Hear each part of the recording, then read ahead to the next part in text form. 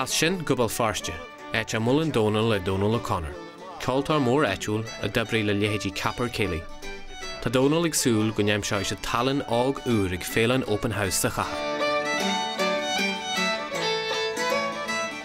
Tá féile Lunny an seo I lár chathair Belfast in St Cathedral Quarter.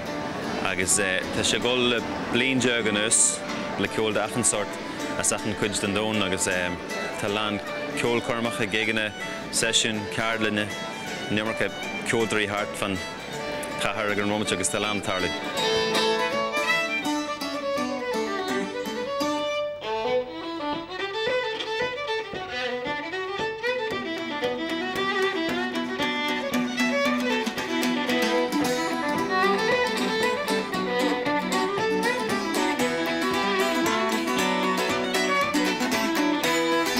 Scourt time with session ago agus chiefmis go zit tarlaigh. Okay, well, tas muinti agad. Ha.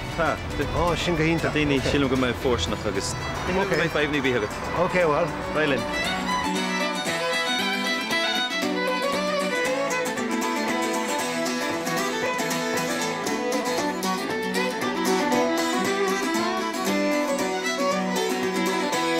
Tá ceoldraid an sky feici ag Dónal a go fáil I le ansin deanta susaige. Raile an chuirtu.